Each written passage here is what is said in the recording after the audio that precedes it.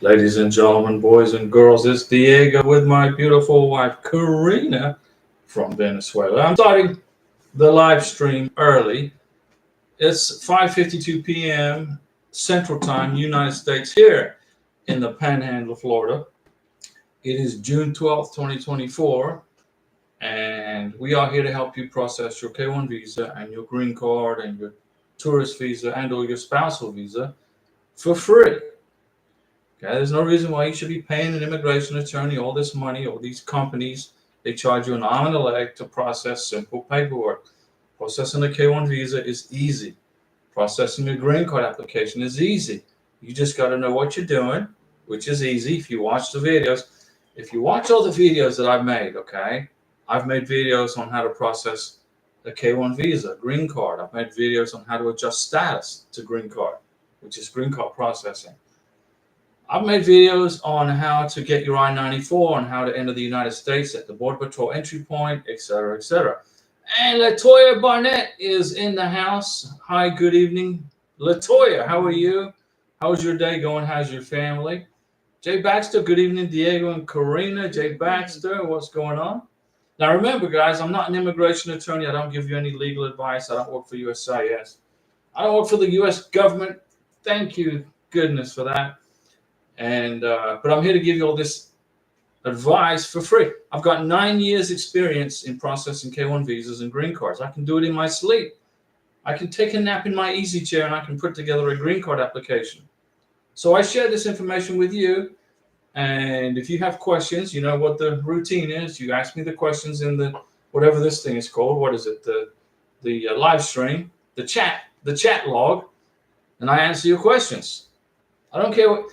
There's no such thing as a stupid question, okay? If you think you have a stupid question, those are usually the questions that you must have answered that could affect your life, okay? And I've helped lots of people get through this process without costing them a penny.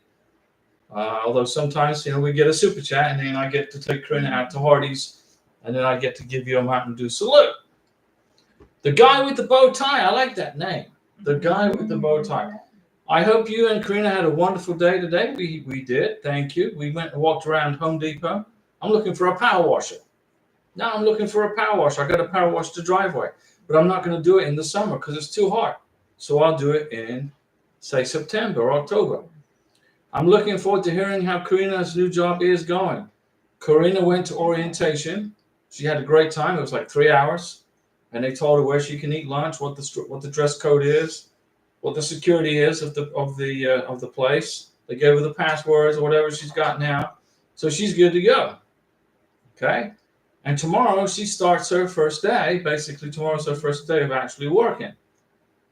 And when you apply for a job with a work permit, ladies and gentlemen, boys and girls, you don't put down there you're a legal permanent resident when all you have is a work permit. So if you're in America and the company asks you, are you a legal permanent resident or do you have a work permit? You say you got a work permit, but you use your alien number from your NOA-2 letter. So then the company can see that you came in on a K-1 visa, that you are going to soon be a legal permanent resident, but for right now, you're working off of a work permit. You got it? Do you understand what I just said? Latoya Barnett. Latoya, I'm fine, Diego. Thank you for your lovely work, and say hi to your lovely wife. How long does the visa take to process for K1? We got approved, but the status saying refused 2 weeks. Now I'm worried. So Latoya, I'm going to assume that you went to the K1 visa interview. So I'm going to give you a Mountain Dew salute. Latoya, you went to the K1 visa interview at the embassy, right? And the embassy officer said you've passed, you've been approved for your K1 visa, right? Mountain Dew salute. Am I right? If that's true, and it says that it's showing refused, your visa isn't refused. It's just waiting to get processed. That's all. Your K1 visa is going to be embossed in your passport. It's getting processed. So it says refused because you haven't got it yet. But what you're waiting for is issued status. It's going to go to approved status. Then it's going to go to issued status. When you go to issued status, and you go down and pick up your passport with your K1 visa package. Okay? and it's going to be all sealed up in an envelope with all kinds of tape. And then you get your passport, open up your passport, look in your passport, make sure there's no spelling mistakes in your name or anything like that. And do not open any of the packages that they give you. Okay, don't do that. But it says refused because they're still processing your K1 visa into your passport. It hasn't been refused technically because you said you went to the visa interview and you got approved. Now you're just waiting on the passport to get returned back to you. So it just says refused for right now, but it's not refused. Okay. It's been what, 2 weeks? What country, Latoya? Remind me of the country, please, so I can help you. I can better answer the question if I know what country you're talking about. Matt Berner, hello, Diego and Karina. We got approved today at the Bogota Embassy. Now that's a Mountain Dew salute. Just bought tickets to go to her, to go get her on June 20th. There you go. But listen, Matt Berner, I wouldn't buy plane tickets until you have the K1 visa in your hand.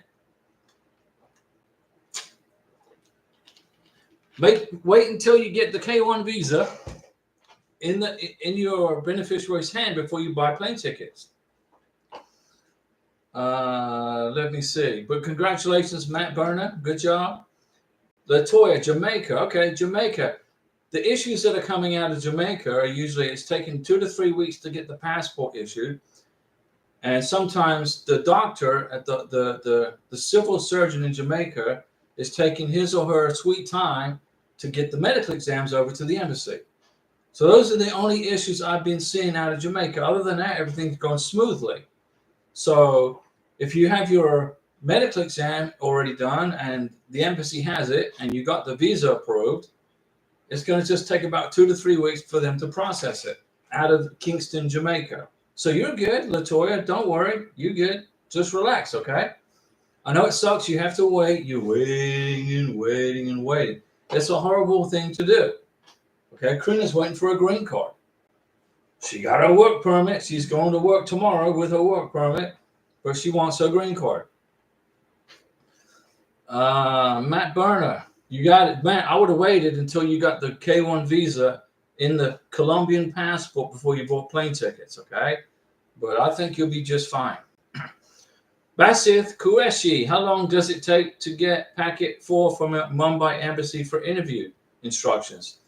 Sometimes the embassy, the consulate, it's not an embassy. The U.S. embassy in India is in New Delhi. The U.S. consulate where they issue K1 visas in Mumbai. Okay? But what you're waiting for is once you get the ready status from Mumbai, when they send you an email that says ready status, it takes about 2 to 3 weeks. Then you can start processing your K1 visa application. Okay? It takes about 2 to 3 weeks. So you may not get a packet 3, packet 4 email. You may be just looking for a ready status. Once you get the ready status, that's when you go into US travel docs, go to India, and start the process. All right? You got it? You're good, Basith. You're good. You got approved, right, so far? Tom Shu, good evening, Diego and Karina. I just had my interview scheduled in July, and I'm making the evidence packet. May I ask if I need to print out the petition packet as well? No, if you're going for the visa interview, watch the video that I made for the visa interview. I made a video on how to assemble the documents for your K1 visa interview. If you go into the channel and look for assemble documents for K1 visa interview, type it in the channel head, look for video. It'll tell you what to do. I explained to you exactly how to get your documents ready for the K1 visa interview. All right? Petition and packet, you don't need the I-129F. You don't need to bring that to the visa interview, but you got to have letters of intent to get married, your financial documents, letters, proof of the relationship, photos together, your tax returns, tax transcripts, W-2s, bank statements, 12 months worth of bank statements, 6 months worth of pay stubs, a letter from the boss saying where you work, how much you make, etc. Bring all that with you. Plus, your beneficiary's got to have the birth certificate, the original birth certificate, and a copy, her passport or his passport. Okay, the biographic plus a copy of the biographic page of the American citizen's passport and the beneficiary's passport. But I made a video about it. It just takes a little bit of time. Go in there, look for how to assemble documents for the K1 visa interview and watch the video, and it tells you how to do it. It's easy. But congratulations. Then Tom Shu, you don't have to print out the petition packet, but you got to make sure that you have the confirmation page of the DS-160, the K1 FTP welcome letter, things like that. Let me see here. Jose Apolina Ramirez. Hi, Diego. Good luck to Karina on her new employment. That's tomorrow. That's tomorrow. No, I'm the taxi because Karina doesn't have a green card yet. Wait. When she gets her green card, she's going to go take her driver's test. And then I'm going to throw her the car keys and she's going to be warm. She's going to be independent. She's going to be on the highways of Florida driving to work by herself. And I'm going to be at home working, doing something. But we can't do that until we get her green card. When she gets her green card, which is very soon, hopefully sooner rather than later, then I can get her tested out, get her driving test on, and get her Florida driver's license. USA and Jose, USCIS received my wife Juliana form I-485, and her biometrics was taken last month. Jose, Mountain Dew salute. Good job, man. That's great, Jose. That's good. Look at that, Matt Burnham, man. Look at that super chat. That's a super chat on steroids. Mountain Dew salute to Matt Burnham for that fantastic super chat. Thanks for all. Matt says thanks for all the help so far.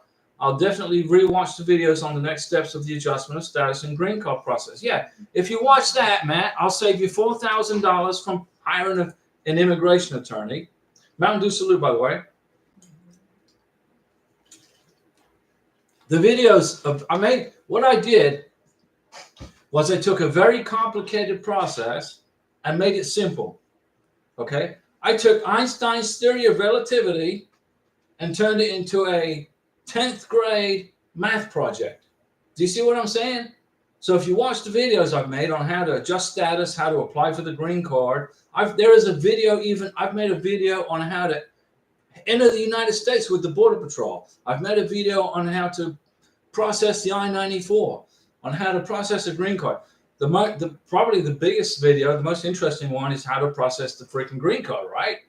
Y'all want to know how to process the green card application, Form 485, the affidavit of support, right?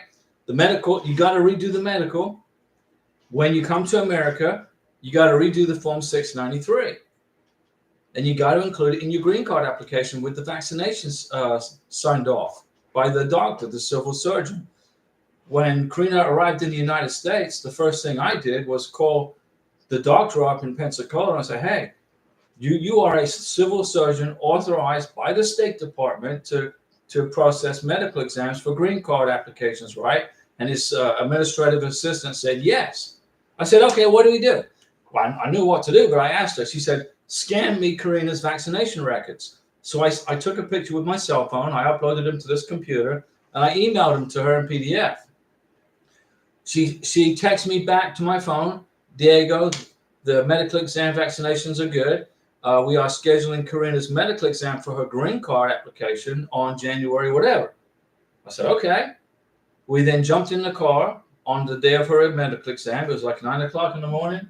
We drove over to Pensacola. She had her medical exam, and the doctor re-signed the 693. His administrative assistant put it in an envelope, sealed it up, and put for U.S. Department of Homeland Security, USCIS, eyes only. He gave it to me, okay? And I put it in Karina's green card application. So far, so good, right? We got her work permit. When you put together a green card application, you got to make sure that you have a strong application. You got to make sure that your beneficiary and you can prove that you guys, number one, got married within 90 days, and number two, you put together a strong green card package. What do I mean by a strong green card package? Well, do you want to go to another scary visa interview? Do you want to go in front of another consular officer here in the United States? Do you want to have to drive 2, 3, or 4 hours to have another freaking interview for your green card? No, you don't. You don't want to do that, right? So what do? You watch my videos on how to put a green card package together. That's what you do. And then you probably won't, I'm not going to say you won't, but you probably won't ever have to go in front of an immigration officer again unless it's for applying for U.S. citizenship. But Matt Berner, I appreciate that. Karina appreciates that super chat, man. That's a super chat on steroids right there. That's a double Mountain Dew salute. So let's see. Jose. So your biometrics and were taken last month. They received the Form I-485. Very good. Jay Baxter, someone asked me last night what to do if you get approved and receive your visa, but they misspelled the petitioner's name. What do you do? If they've approved and received your visa, you talking about in the passport? You go back to the embassy and have them fix it. You go back to the embassy, the U.S. embassy, and say, hey, you messed up my name on the K1 visa. Okay, because the K1 visa, the name has to be correct. So somebody asked you if they misspelled your petitioner's name on the K1 visa, you go back to the embassy or the consular and say, please fix this. Go back to the office where you picked it up. Then they will direct you on where to go. Ren S, tomorrow I'm getting married. Can I take my fiance to the Social Security office to get a Social Security card a few days after the wedding? Sure, you can do that. What? Ren S, you live in Texas, right? And in Texas, I don't think you have to have a Social Security number to get married. So you can go get the Social Security number tomorrow if you want. Go do it tomorrow. You don't have to wait till you get married. Ren S, tomorrow you're getting married. Well, okay, well, it's tomorrow. So, okay, that's good. Mañana es boda para Señora Ren S. Good. Yes, you can take your fiance, your husband, to the Social Security offices to get a new Social Security card. You don't have to wait a few days after the wedding, Ren S. You can go do it the day after you get married if you want. You can do it right away. You got to have the I-94, though. Make sure you got the I-94 and the passport and the K-1 visa, and make a copy of the I-94, okay? Because the Social Security officer is going to take the I-94. So if you only have one copy of the I-94 and you go to apply for your Social Security card, the immigration officer is going to take it. So you got to make 2 or 3 copies. I'd make 5 copies. 5 copies of the I-94. I got the I-94 and the passport. Okay, Ren S, make 5 copies of the I-94, 5 or 6 copies, and then go get the Social Security number the day after you get married. It's easy to do. Ren S, also, do you think once he gets a Social Security number, I can add him to my bank account? Yes, yeah. Once you get the Social Security number, you apply for the Social Security number. It takes about 10 days to get it. You get the Social Security number, then you go to the bank and put him on your bank as a joint account holder, and then you wait for the bank statements to come in with your name and his name on the bank statements, which means you include those in the green card application, right? So the immigration officer who's adjudicating your green card application, or your husband's, he's going to see your bank statements with joint ownership. That's a big plus to help you get the green card done without an RFE, without another visa interview, a scary visa interview. And Matt, thanks for that super chat, Matt Berner. We appreciate that very much. Tashless Lynn's World. If father is married and I'm doing a tourist visa for him, but he is separated from my mom, what should I put on the form? If my father is married and I'm doing a tourist visa for him, but he is separated from my mom, what should I put on the form? You put on the form that he is married, because he's married. And then you put the spouse's name on the form, on the application, which is the DS-160 for the tourist visa. That's another Mountain Dew salute for Matt Berner right there. It's easy to do, Tashless Lynn's World.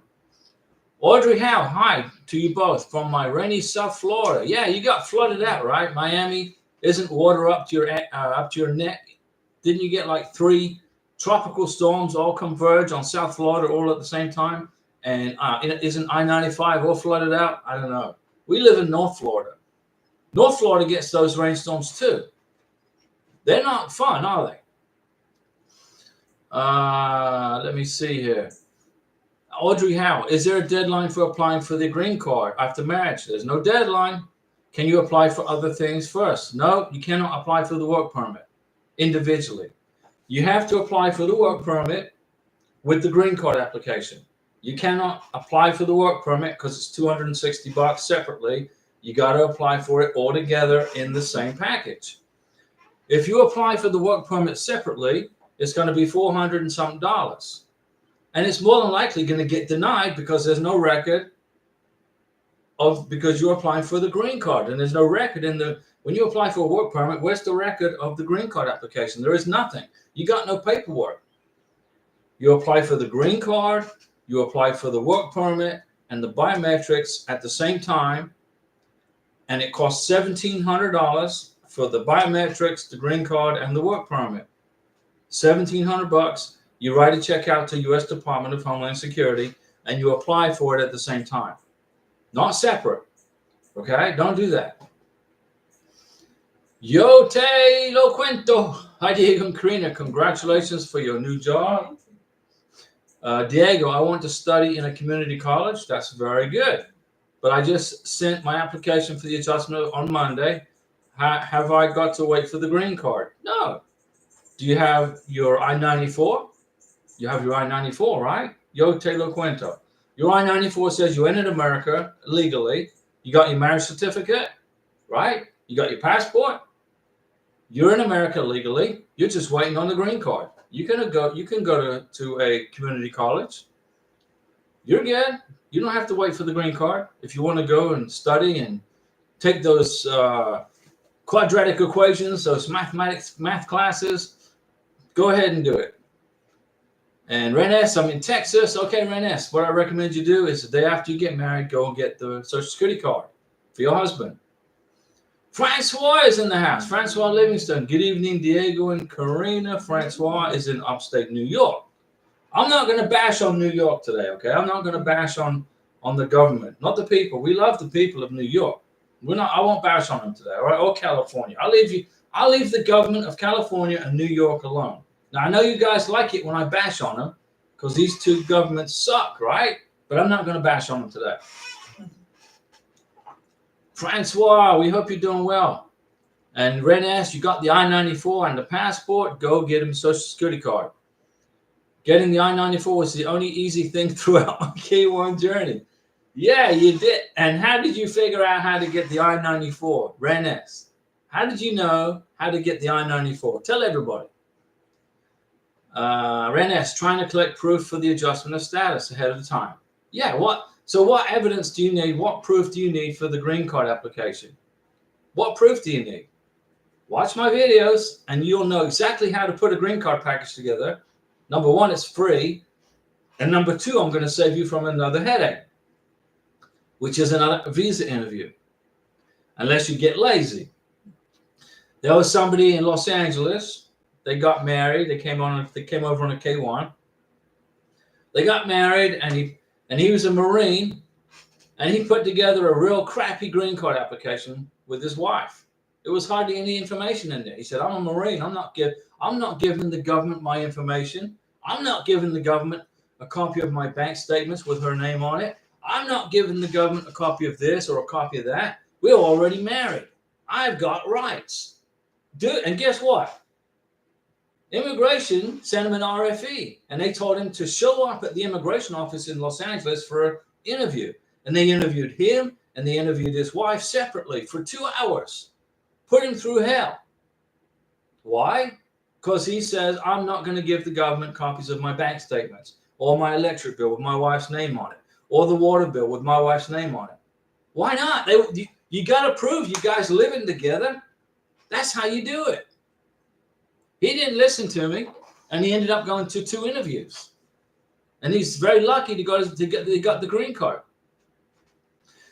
Bud Garcia, good evening, good afternoon, Diego and Karina from Washington State. Now, Bud Garcia, is it raining more? Is it raining today, or has Miami got you beat? Because it rained. It was a massive rainstorms hit South Florida, but normally Washington State gets the most rain in the whole country. Latoya Barnett, congratulations, Karina. Thanks, Latoya. Chris and Emma, she will be working at retail or office job. She's working. Karina has a job. She's good to go. She's got a degree in tax accounting. She's working. Tomorrow, I'm going to drive her to work. Doesn't matter what she's doing. I'm just trying to explain to you the process. That you too can do this. If Karina can do it, if Karina, who cannot speak English, can get a job here in Florida with a company that's all English speaking, you can do it too. Arrow Camoni, Diego, it's been a while. Hey man, Arrow Camoni, welcome aboard. Glad to see you back. Yo te lo cuento, thank you. De nada, no problem. Francois Livingston, doing good, hanging out here tonight while waiting for the visa center, but it's all good. Yeah, Francois, you're just waiting, just like Karina's waiting, you're waiting. And once you get that, you're waiting for the welcome letter, the K1FTP, I believe, right? Did you get that yet? Because your beneficiary is in the United Arab Emirates, so they're waiting for the embassy to get an appointment spot open for you. So you can get this thing knocked out and bring him over to New York. Let's get him over here before the freaking winter, right? At least he'll be able to be here in the summertime. Because in New York, upstate New York in the wintertime, okay, it's cold and snowy and the roads are icy. Arrow Camon, let me see, wait. Francois, thank you for giving New York the night off. LOL. Yeah, I'll give New York tonight off. I won't bash the government of New York tonight. I'll give them a break.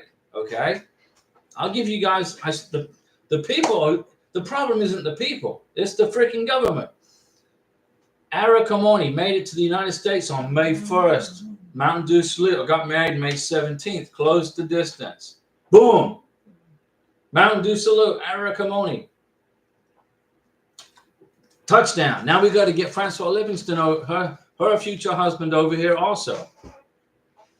Renes, thanks to you, Diego, I found my way through the K1 and the I-94. Otherwise, I was a hot stress mess. So Renes, I took away all that stress, right? I took this Einstein theory of relativity and turned it into something you can understand. That's why we put it was Karina's idea for the YouTube channel. Thank Karina too, don't forget. She was the one that told me to do this. And Karina knows this. She's learned a lot too. She's learning how to do this too.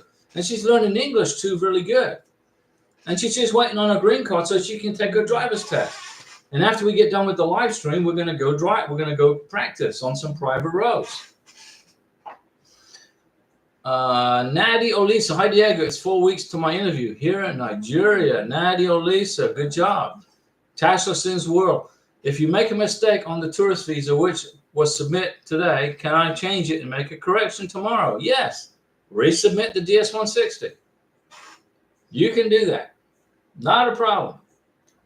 Although I think, yeah, you can do that. Yeah, you can make a correction to the form.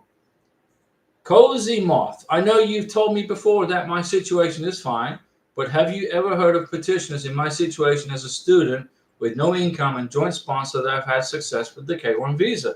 All the time. All the time. The United States government doesn't want to block you from getting married because you are a student. They just want to make sure that you have the income to support your new husband or wife, whatever the case may be. They don't care if you're a student. They don't care if you're a pig farmer. They don't care if you're an astronaut. Okay? They don't care if you live in an RV. They don't care what it is. But what they care about is you have a secure financial place, an environment that's secure and safe, with income coming in, whether it's from a joint sponsor or from yourself. If you're a student, if you're a grad student or a university student, And the U.S. government's not going to prevent you from getting married to your love of your life, but you got to get a joint sponsor.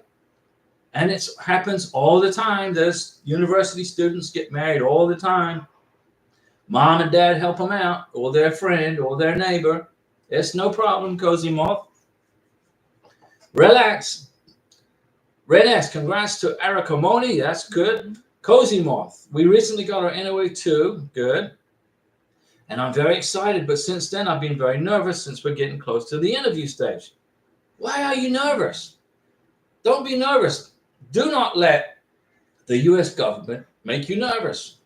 The U.S. government's not going to try to block you from getting married. They just want to make sure you qualify. If you qualify, you get the visa. You get the visa, right? Let me see. Bud Garcia, no, it's very nice today. The sun is out. So today, Le Sol is bien in Washington State. So today was the sunny day in Washington State. Well, that's a miracle. I'm going to get a Mountain Dew Salute just for that. Because I'm telling you, when I was in Washington State in the summer in 2001, I was there with the military on assignment. It rained every freaking day.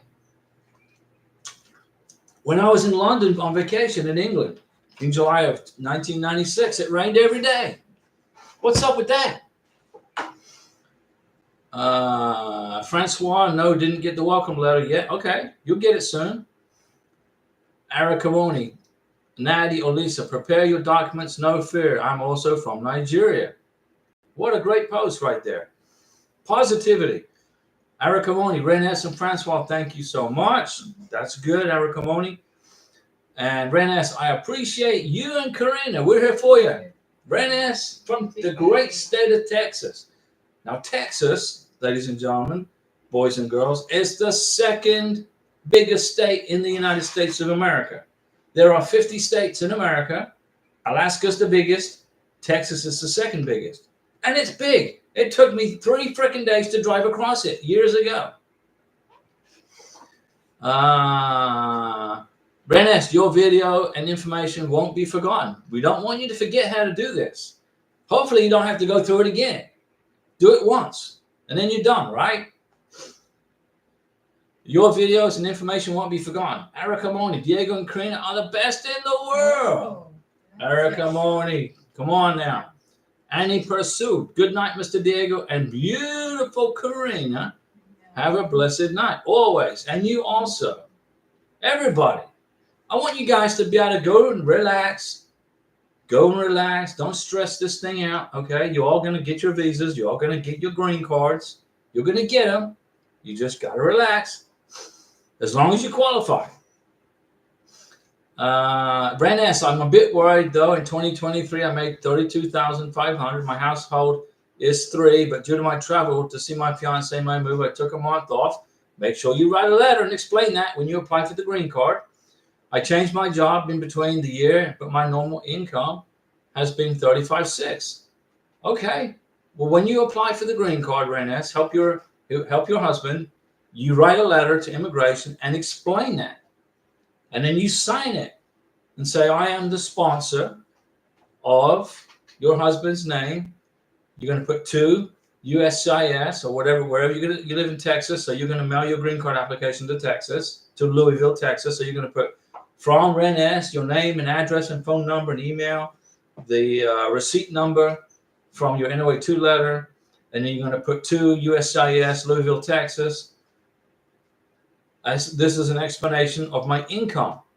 My income was less because of this, this, and this. Now my income has been increased. And then you prove it with your bank statements, etc.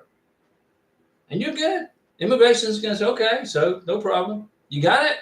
Relax. Renes, I just want to be okay in terms of income when I file the adjustment of status. As long as your tax returns show you're making $35,600 or you have bank statements that can back up how much money you made in 2023, you're good. Don't worry. Cozy Moth, thank you so much. Your live streams have really brought a lot of relief to me and my fiance. Cozy Moth, you got this, all right? You're a student. It's okay to be a student. It's okay to get married as a student. The U.S. government's not going to stop you from getting married as a student. If you don't make enough money right now because you're a student, no big deal. You get a joint sponsor, and your joint sponsor covers you. Immigration then approves your visa. You're good. Francois, I just love this channel, and everyone here is so supportive, kind of each other. Yeah, we're going to help you get through this. We want to be supportive for you. Okay? We want to help you. I mean, I know what it's like to do this. It's not an easy process. It's stressful. So I'm trying to make it easy so you guys don't stress it.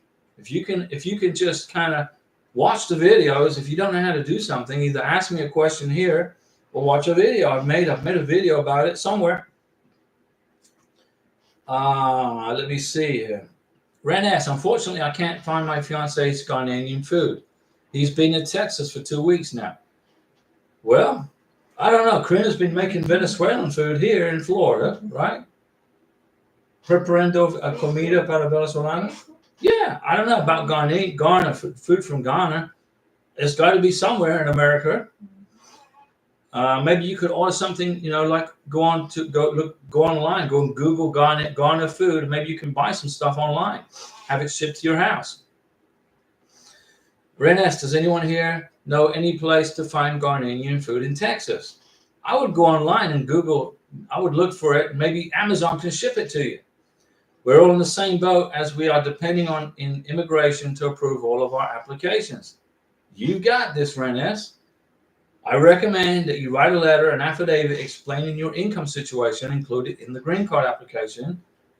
Back it up with the evidence of your bank statements, etc. Cozy Moth, since I've never had to file taxes before, I'm supposed to write a letter clarifying that since I'm a student, I wasn't required to file. And also have a savings account, which I'm putting my assets on the I-134. Do I need to provide monthly statements of proof? Yeah. Write a letter, Cozy Moth, write a letter and say, I'm a student and I haven't had to file taxes yet. I'm a student. And then include your evidence of your assets. You got this, Cozy Moth. It's easy. It's easy. I was in Colombia for a year, right? Or 2.5 years, actually. I was in Colombia 2.5 years. Back and forth, back and forth. And I spent 11 months in Colombia, so I wasn't working. So my income went like this, because I wasn't working. But I got proof that I was in Colombia for 11 months. I can prove it. Here's my boarding passes when I arrived in Bogota, and here's my boarding passes when I left Bogota. And it was 11 months, wasn't it? 11 months. And I wrote a letter in my green card thing, but it's not my green card, Karina's green card application. I said, Dear USCIS Chicago, my income was lower in 2023 because I was in Colombia with my beautiful Prometida. How am I supposed to work? The Colombian government wouldn't let me work. So my income went down. But in 2024, it's going this way. It's going up. And I can prove that. Boom. That's what we did. Don't be scared. Erica Moni, Cozy Moth, you need not worry, just get your joint sponsor and all is well. That's correct. Good job for that poster. Erica Moni. Francois Renes, make him some fufu. It's work, but so delicious. What the heck is fufu, Francois? Is that like a pet poodle? Fufu. Is that the name of a pet poodle? Are you cooking up? You gonna go and prepare a pet poodle for comida? What the heck? Renes, I definitely will write that letter, Diego, for sure, about my income. There you go. Write a letter of explanation, back it up with evidence, and you're good to go. I did. I was in Colombia for 11 months. I wasn't allowed to work. So, my income went like, boo! What the heck? But I explained it. I said, here's when I arrived in Colombia on this day. I left Colombia on this day. There's 11 months in between. These are the rent receipts. I paid the rent on the apartment in Bogota. Here's all the receipts for the dinners and the foods and the restaurants and the the supermercado and the Central Commercial, and I backed it all up with all this evidence. And immigration's like, there you go. Ren S, yes, work for my fiance. It's a little fussy. Foo-foo. What is foo-foo? Is that like a pet poodle? Are you cooking poodles? Let me see here. Let's not miss anybody. Thank you, Erica Moni from Cozy North. Ren S, I do understand, though, it's not easy coming to the United States from Ghana. It's very difficult. Ghana has a high fraud rate.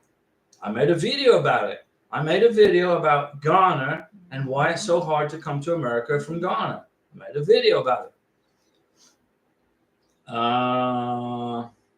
Your food changes and the environment. Yeah, the food changes, the environment changes, everything.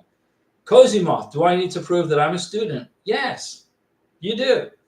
You got to prove you're a student. Yes, Cozy Moth, and that's very easy to do for you, right? You can prove that, right? You can do that. Francois Livingston, Ren S, do you have an international food market in your area? Ren S, she lives in Texas. She doesn't live in upstate New York. New York's got international everything. The trouble with New York is it's taxed out the, you know what? That's an idea for Livingston, Ren S. I took him to the African grocery stores. Very good. Erica Moni, foo-foo. I think I made a video about foo-foo. I made a video. I think I made a video about Ghana and foo-foo. I think I did. I'm serious.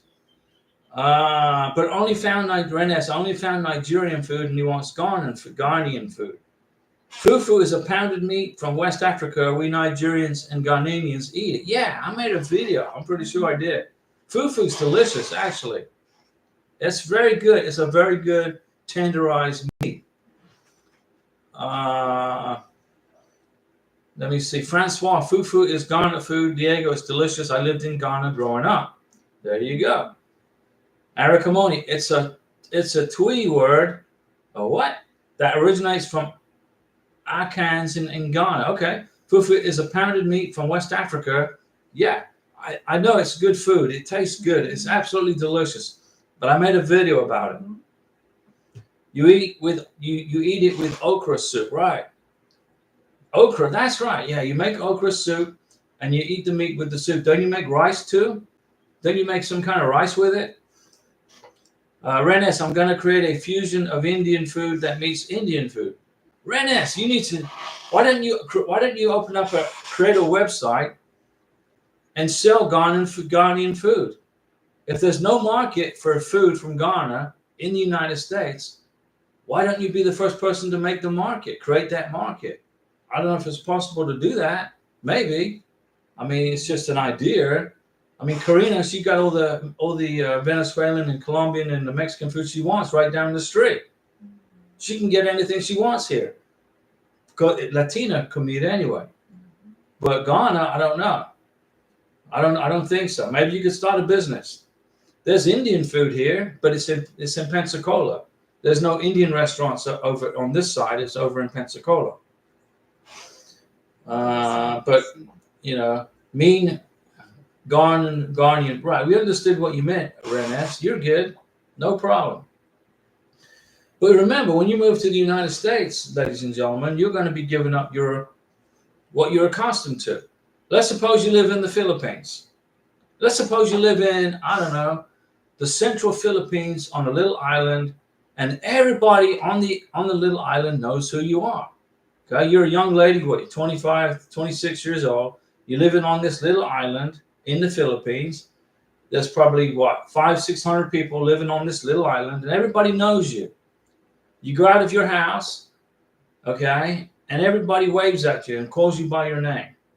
Then you meet an American, you get married, you move to America, and you move to Knoxville, Tennessee. In Knoxville, Tennessee, nobody knows you. Nobody says hi to you. Nobody waves at you. You go from Philippines to Tennessee. The climate is different. The culture is different. The food is different. I don't know, but so how do you overcome that? Well, there's Phil-Am clubs all over the United States. Phil-Am clubs, Filipino American clubs. If you are moving to the United States from the Philippines and you're moving to a big city or even a small city, ask your sponsor to find a Philam club and go join the Philam club. And then that way you can go and find other Filipinos that live in America, and you can interact with them, and you won't feel like you're so lost being in a strange country. Arakomoni, I'm lucky, Diego. I have a Nigerian food store around me. There you go. That's good, Arakomoni. That's good. Francois Renes, come to New York. We have everything. That's true. That's correct. Saying this won't make Diego happy. No. Francois, I used to live in Staten Island, okay? Francois. I lived in Staten Island with my aunt. My aunt used to work in the World Trade Center, okay? Back in 1982. And I used to go from Staten Island to Manhattan on the Staten Island Ferry. The reason I left New York was because it was so freaking cold and the weather sucks and it was snowing and we had the blizzard of 82. I don't know if you remember the blizzard of 82. Do you remember the blizzard of 82? April of 1982? I was snowed in.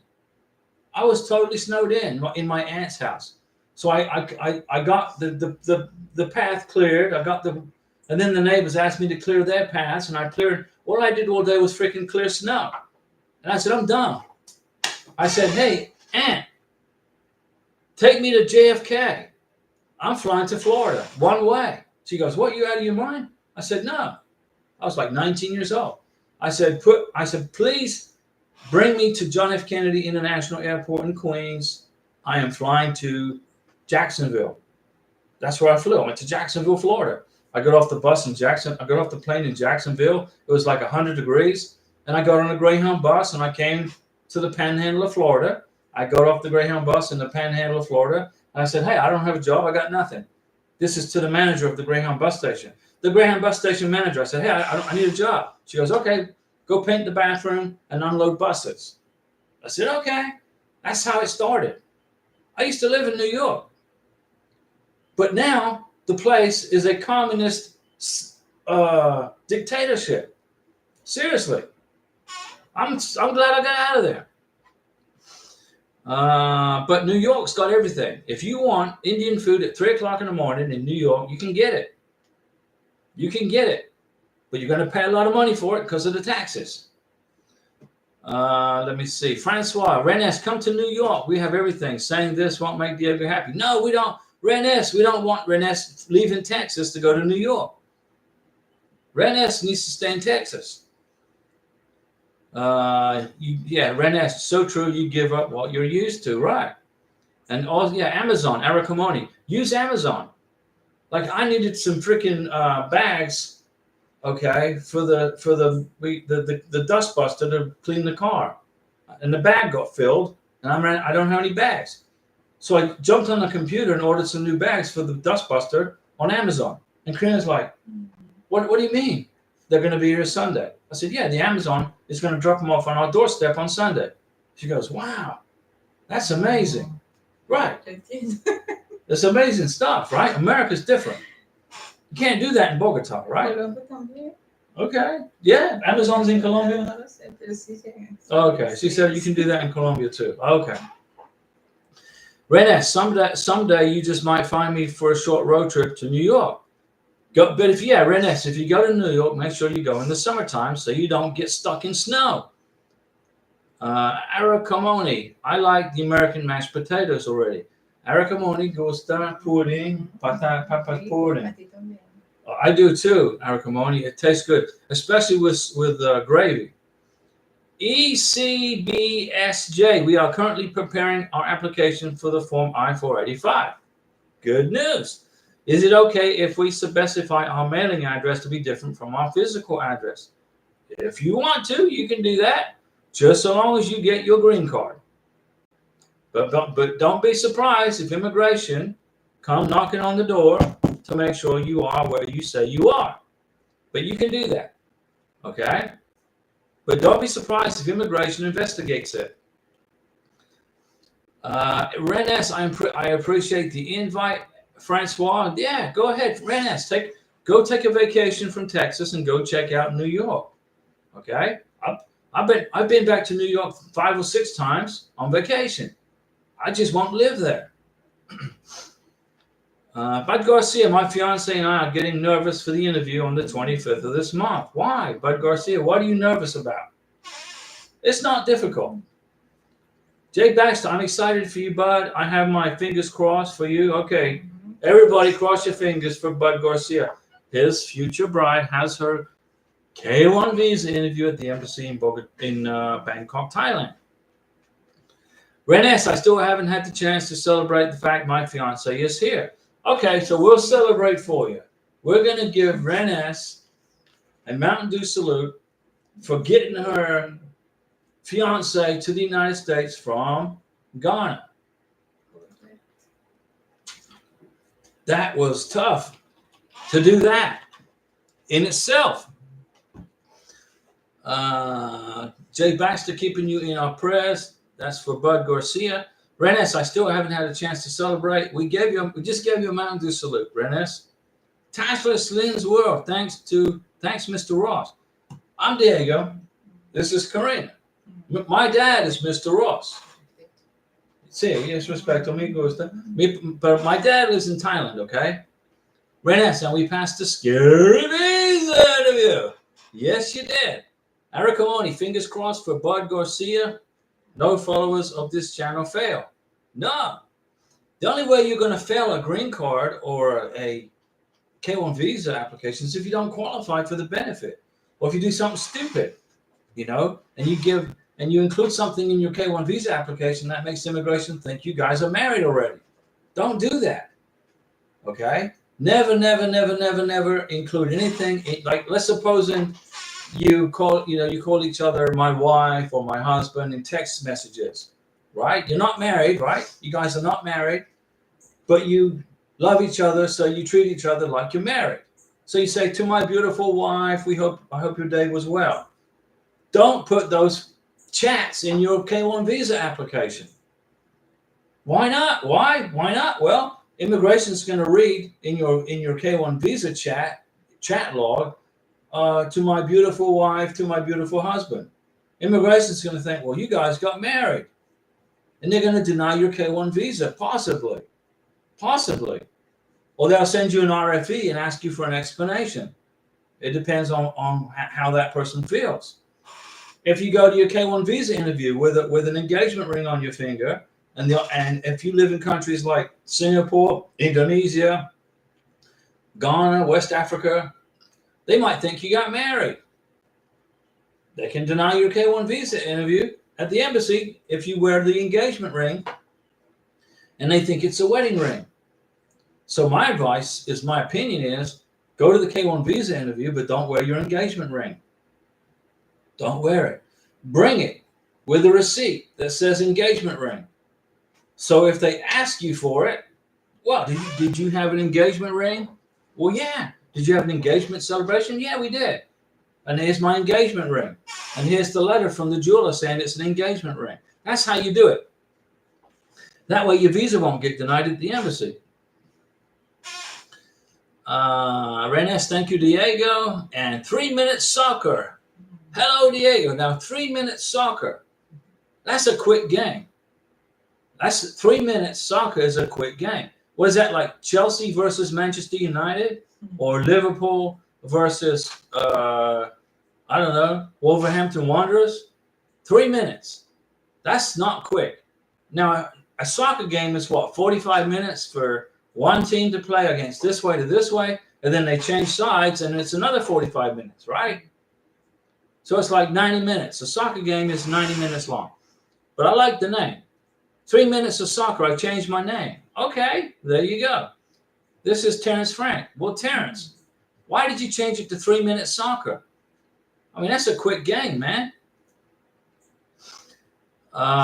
Scott Boyne heading to Thailand on Friday. Okay. Bringing my girl home with me. Okay. From Thailand. 2 years and 2 months later. Well, it took Karina almost 2 years to get here. So, the secret to the K1 visa process is absolute patience, right? You got to be patient. You got to relax. You got to go with the flow. You know you qualified for the benefit, so you know you're going to get the visa. The question is when, right? You qualify, you meet the income requirements, you met each other face to face within 2 years before you mailed in the K1 visa application. You're a U.S. citizen, Mr. Sponsor, Miss Sponsor. You don't have a felony criminal record. You got a strong relationship. You've been dating for what, 9, 10, 11 months, 12 months, 2 years. You got a lot of evidence of the relationship, lots of pictures, right? All this stuff, you qualify. But you don't know when you're going to get married. But you can put wedding plans together without knowing the date of the wedding. You can do that. I made a video about it. So Terrence Frank changed his name to 3 Minutes Soccer. Why 3 minutes? Why not 90 minutes? Francois, I send that acrimony. My fiance and I wouldn't be at this stage without Diego and Karina's support and guidance. Francois, you getting a Mountain Dew salute for that. Relax, Francois. You're almost there. You're at the finish line, okay? You're ready for a touchdown. Not much longer. Then you're going to be putting the green card package together. So Scott Boyne's heading to Thailand on Friday. What's today? Wednesday? So 2 days. You're going to be in, it takes what, 2 days to get to Thailand, right? You got to fly from wherever, to New York, to Singapore, or South Korea, or to Japan, and into Thailand. Isn't there like 2 or 3 countries you got to do a layover at to get there? Let me see. Just Lenny. Hello, Diego and Karina. How long after immigration receives the adjustment of status package for us to receive the NOA-1? You get the letter after about 2 weeks. It was about 2 weeks for Karina, but I don't want to compare green card application with green card application because the workload changes with immigration from month to month. So it depends on how busy they are. So if you live in Texas, you're going to file for your green card application in Louisville, Texas. If you live in Florida, you're going to send it to Chicago. If you live in Alabama, you're going to send it to Phoenix, Arizona. If you live in Utah, you're going to send it to Phoenix, Arizona. It all depends on where you live. So it depends. Jay Baxter, congratulations, Scott. I'll be going to Thailand once she gets her interview. That's good, Jay Baxter. 3 minutes of soccer. Diego, I have a question. I have an answer. That's why we're here. I sit here in this squeaky chair in this office in Florida with my beautiful wife to answer questions and talk about life, right? And talk about the visa process. What's the question? Your NOA-1 is dated May 1st. Okay? My fiance will probably change her citizenship in the next 2 months.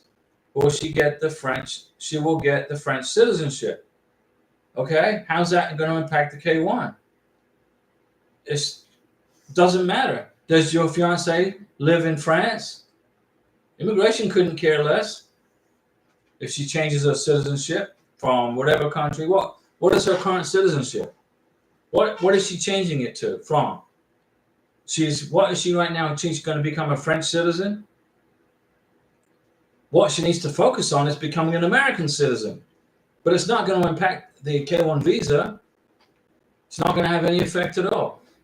But if she becomes a French citizen, then she'll have dual citizenship.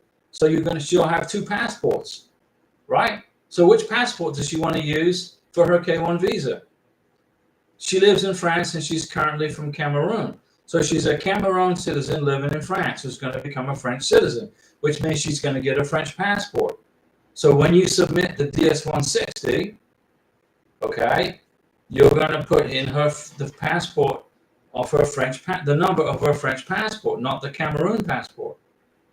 Immigration don't care what her citizenship is. It's not going to affect her getting a K1. It's not going to change anything. The only thing that's going to change is the passport. So your NOA-1 is dated May 1st. So you should be getting the NOA-2 letter anytime. So when she becomes a French citizen, you got to fill out, if she gets a French passport, That's the passport number you're going to put in the DS-160. You got it? Immigration is going to know she changed citizenship, but it's not going to affect her K-1 visa at all. It's not going to change anything. Scott Boyne, going to Istanbul in Turkey, then to Bangkok, 22 hours, one stop. Okay, so you go to Turkey, but you got to get to Turkey, right? So so you're going to fly from your home state to Turkey? There's a direct flight to Turkey. Like I live in Florida, so I would have to, if I want to go to Bangkok, Thailand with Karina, I have to leave from Pensacola or from Fort Walton Beach. I could even leave from Miami. I would have to fly probably to where? New York first, then to Singapore or South Korea. I don't know. And 3 minutes of soccer. If she's going to become a French citizen, don't worry about it. It's all good. She lives in France. 3 minutes soccer. Can she come to the U.S. the next 2 months when she gets the French passport? She can come to the United States in whatever passport her K-1 visa is embossed in. If her K-1 visa gets embossed in her Cameroon passport, she travels on her Cameroon passport. If she has a French passport, she can put her K-1 visa in her French passport if she wants to. Immigration don't care what passport it goes into as long as it goes into a passport. And then she arrives in America and the Border Patrol admit her. You're good. It's easy. Don't overthink it. Francois, reception and your voice is getting staticky again. Am I the only one? Guys, can you hear me? Can you hear me okay, or is it not a good audio? 3 minutes. I mean, can she come as a visitor before the NOA too? It depends on the U.S. Embassy in France. If the U.S. Embassy in France want to issue her a tourist visa, which is a B2 tourist visa, she's going to have to go through all this freaking paperwork. She's going to have to file a DS-160. She's going to have to prove that she's a resident of France. It's a pain getting a tourist visa when you're in the middle of a K-1. It's a pain. Unless you already have it. If you already have your tourist visa, like if you're from England and you already have your tourist visa, it's easy to get. But once you go into the K-1 visa process, okay, it gets a little more stricter. My advice is this. Your beneficiary lives in France. You go see her in France. Don't go through the stress of a tourist visa. Don't pay all those fees for a tourist visa. You got enough stuff to pay for the green card and for the K-1. It's a lot of money. Save the money. You go see her in France. Don't waste your time with the tourist visa. It's better. Okay, so you can hear me better now. Okay, I was leaning back, I guess, in the chair, so you couldn't hear me very well. Scott Boyne, yeah, Detroit to Turkey. So you're going to fly from Detroit direct to Turkey. That's good. And then from Ankara, Turkey, you're going to catch a plane and you're going to fly to Bangkok. See now, maybe in the future, I will take Karina to Thailand when she's a citizen, American citizen. Yeah, she's tapping her side. It's a lot. She said it's a long time sitting on a plane. It's like 24 hours. So that's why I don't want to go there. Yeah. It's 1 day on a plane. When I fly to Colombia, it was like 8-10 hours with a connecting flight where I can get my butt a rest. You know, I can't stand flying. You know, my friend flew from Orlando to North Carolina to Maryland, and the connecting flight was in North Carolina, and he got stuck in North Carolina. The plane landed, and then they canceled his connecting flight. Flying sucks. I can't stand it. If I can drive, I'm going to drive. You know what I'm saying? Once you get to America, you should be going, I finally made it. Thank goodness. You know? But there's lots of people, they come to America and they're already planning the trip back to the home country. What the heck? Sylvan Spector. That sounds like a James Bond movie. It's like James Bond. Like Bond. James Bond. Sylvan Spector. I'm waiting for my application to arrive at the embassy in Bogota, Colombia. When this arrives, will I be notified by email or by letter in the mail? You will be notified by email. Everything is email. Let's go over the stuff you get in the mail as a letter. These are the things that you get in the mail as a letter. Your NOA1 letter, your NOA2 letter, your biometrics letter, and your I-797 saying that your green card application has been accepted. That comes in the mail, in a hard letter, in a hard copy. What comes in the email? The K1 FTP welcome letter from the National Visa Center. That comes in an email. The Packet 3, Packet 4 email from the embassy in Bogota, Colombia. That comes in an email. So you get an email from the embassy in Bogota, and in this Packet 3, Packet 4 email, Sylvan Spector, listen, when you get the Packet 3, Packet 4 email from the U.S. Embassy in Bogota, you're going to click on the email, and it's going to give you directions. It's going to give you a link to go pay for the visa fee, $265. You're going to click on a link to schedule the biometrics and the visa interview. And it's also going to give you an email identifying who the doctors are in Bogota that you can go to get the medical exam done. It's very easy. The process is easy. It's just very confusing. And there's no real cut. If you go into the USCIS website and try to figure this out, it's like going through a maze. And it gets difficult. So I'm trying to make it easy for you guys, okay?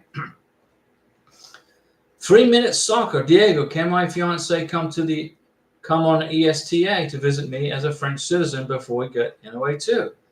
If she can, or he can, sure. If you want to go through all that stress, sure. You're going to use the French passport. You can travel on a French passport to the United States. You can travel on a Cameroon passport to the United States. But if he or she becomes a French citizen, right? It doesn't matter what, you're a male, female. This applies to both genders, okay? You're a male or female. You can travel to the United States on a French passport, on an Israeli passport, on an Iraqi passport. The K1 visa will be put into the passport that you present to the embassy officer at your K1 visa interview. If your beneficiary becomes a French citizen, okay, turn in the French passport. There it is. Here's my French passport. But aren't you from Cameroon? Yeah, I got French citizenship. Okay, well, congratulations. It doesn't affect the K1 visa. ESTA and ESTA, yeah, you can travel to the United States as a French citizen under ESTA. But if you're in the middle of a K1 visa process, don't be surprised if you get a lot of questions from the Border Patrol when you get to the United States. That's what I'm just trying to explain, okay? I'm trying to make this process easy for you guys so you don't make mistakes. There is a possibility. I've seen people get blocked from entering the United States on an ESTA when they're in the middle of a K1 visa application. It happens sometimes. You get an immigration officer, Border Patrol officer, who just won't let you come in. Well, why can't you wait for your K1 visa? Why doesn't your sponsor fly and visit you? Why do you got to come here? That can happen. I don't recommend it. If you are a foreign national waiting for your K1 visa, just stay in your country until you get your K1 visa application approved and go to the visa interview. Tell your sponsor to come over and visit you wherever you live. If you live in India, if you live in the Philippines, if you live in Colombia, if you live in France, wherever you live, in England, the sponsor needs to be making all the traveling, not the beneficiary. The beneficiary should be relaxing at home, you know. Orlando Lopez, hello, lovely couple. So with K1, you have 90 days to marry. You got it. But how long do you have to request your adjustment of status? As soon as you can. I would recommend within 2 to 3 months. If it takes you 5 or 6 months, okay, so it takes you 5 or 6 months. But But as long as you get married within 90 days, you're in status, okay? The border, when you land, when the plane lands in America, the K-1 visa becomes obsolete. It's no longer relevant. It becomes a non-functioning visa. It's no good. The Border Patrol will issue you an I-94, which is a 90-day temporary stay to be in America, to get married. Okay, that's why the K-1 visa is treated as a non-immigrant visa, because it's a temporary visa, But once you get married, within those 90 days on the dates between this date and this date in your passport, if you get married within those 90 days, you become what's known as in status. When you come in status, when you get into status, you are now legally able to live in America and apply for the green card. When you apply for the green card is up to you. The longer you wait, the longer it's going to take to get the green card, and the longer it's going to take to get legal status and go get a job and get a driver's license, right? So my recommendation is come to America, get married within 90 days, and apply for the green card within the 90-day period. Karina arrived in America with me. We flew to Miami from Bogota, Colombia. We arrived in Miami on January 3rd. We drove up here. I rented a car, an SUV, a Jeep Cherokee. We got married on January 14th. On February 29th, we applied for her green card. So from January 14th to February 29th, that's what, 6 weeks, right? 6 semanas. We put together a green card application that was so strong and so full of evidence that I don't want to go in front of an immigration interview again. I really don't. For Karina's sake. So I would say Orlando, get it done within 60 days, 6 weeks. After you get married, get it processed within 6 weeks. That's more than enough time to put together the package. Sylvan Spector, just to confirm, once the application arrives at the embassy, I can do all 3 things. Schedule the interview, yes. Schedule the medical, your beneficiary has to do that, and the biometrics, and file the DS-160. That's correct. Listen, Sylvan Spector, I've made a video on how to schedule a K-1 visa interview at the U.S. Embassy in Bogota, Colombia. Go into the channel. I don't know how you do it. There's somewhere you go into the channel and type in there K-1 visa interview Bogota. And then a video is going to pop up. And if you watch it, it will tell you exactly how to process the K-1 visa interview, schedule everything at the embassy in Bogota, Colombia. I make it so easy for you guys, you know. And I also made a video on where are the closest hotels to stay at near the embassy in Bogota, Colombia, the U.S. Embassy. So to reconfirm Sylvan Spector's question, once the application arrives at the embassy, I can do 3 things. Schedule the interview. Once you get the packet 3, packet 4 email. Schedule the medical. No, the beneficiary has to schedule the interview, the medical exam. To schedule the medical exam, you got to have the packet 3, you got to have the K-1 FTP welcome letter, and the list of travelers. So Sylvan, you're going to get an email that's going to give you the list of travelers, which is the persons who are authorized for the K-1 visa interview. You got to print that email along with the welcome letter from the NVC, which is an email, the K-1 FTP letter. Those 2 emails must be given to the doctor's office, the secretary or the administrative assistant in Bogota, to schedule the visa interview, the medical exam, right? And you go to it's Dr. Dennis, and you go to I think it's the 9th floor of the doctor. There's a hospital in Bogota. It's on the 9th floor, and that's where you have the medical exam. And on the 1st floor is where you get the chest X-ray. But you cannot schedule the medical exam in Bogota, Colombia without the K-1 FTP welcome letter and the list of travelers letter, they're both emails. The DS-160 is free. There's no charge, but you can pay for the The visa interview, the consular processing is $265. You can use your credit card to pay for that. Scott Boyne, will the airport automatically direct us to receive the I-94? Or should we be looking for someone specific when we land? Okay, Scott Boyne, I made a video on port of entry procedures. Watch the video. I made like 2 of them. If you go into the channel and type in port of entry procedure, Diego Ross, port of entry, I explained to you exactly how to do this. Okay? Will the airport direct us to receive the I-94? No. You go into the U.S. citizenship line. The plane lands. You get off the plane. You deplane. You go and you look for the sign that says immigration. You go into the U.S. citizenship line. You check in with, once you go into the U.S. citizenship line, you're going to check in with the Border Patrol. You're going to turn in your passport. The Border Patrol officer is going to take your passport and it's going to welcome you to the America. And you're going to tell the Border Patrol officer, I need to have a K-1 visa interview, please.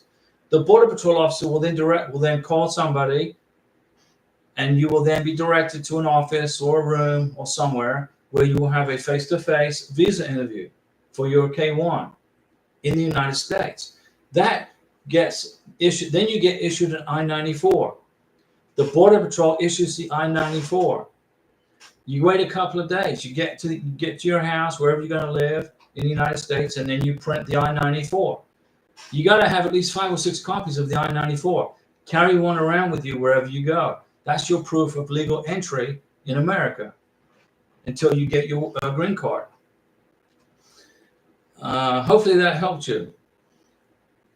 Scott Boyne, will the airport automatically direct us? No, Scott. Do what I just said. You got to check in with the Border Patrol. The Border Patrol issues the I-94. I've made a video on how to print the I-94. I've made a video on the port of entry, the process. It's very simple. It's like a 5-minute video. I think it's 5 minutes. Jay Baxter, Sylvan, I recommend waiting on your medical until you have the interview scheduled.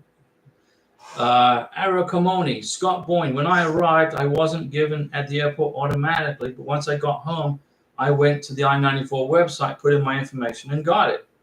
There you go. That's how you do it for the I-94. Sylvan Spector, I will be sponsoring my fiancée and her daughter. So you got a K1 and a K2. Will the K1 and K2 interviews typically be scheduled together? They're on the same day at the same time. The K1 brings the K2 to the K1 visa interview. Okay? The K2 goes with the K1. So your fiancée and her daughter will go together to the K1 visa interview in Bogota. You're going to have to submit 2 DS-160s. One for the beneficiary, the K1, and one for her daughter, your stepdaughter to be, the K2. You're going to have to pay 2 visa fees. One for your beneficiary and one for your stepdaughter to be. You're going to have to submit 2 DS-160s. You're going to have to make sure that the K2 has her birth certificate and her passport and her police certificate if she's over 16. Okay? Your wife's going to have a police certificate from Colombia for the visa interview. You got to have a letter of intent to get married, written by you and written by her. It doesn't have to be translated into English. Nothing has to be translated into English for the K1 visa interview in Bogota, Colombia. Okay? It's not difficult. The K1 and the K2 will go together to the K1 visa interview at the same time. Don't forget, you got to print the confirmation page of the DS-160 for the beneficiary and the DS-160 for the K2. You're going to have 2 DS-160s. You got to print both. This DS-160 goes in this passport, the beneficiary. This DS-160 goes in this passport for the K2. The K1 and the K2 both go to their biometrics on the same day. You got it? You got it? Do you understand what I just said? 3 minutes of soccer. Diego, how about if I lost my birth certificate? Then get it. Go. You got to get it. You got to have it.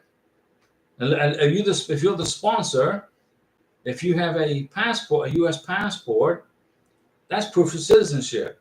So you may not need your birth certificate. But if you don't have a U.S. passport, you can't prove U.S. citizenship. You got to get a copy. You got to get a recertified copy of your birth certificate from the courthouse during the interview. Are you the beneficiary? 3 minutes of soccer. Are you the beneficiary going to the K1 visa interview? If you are, you must have your original birth certificate with you. If you lost it, you need to get a copy certified from wherever country it is you live in, who issues birth certificates.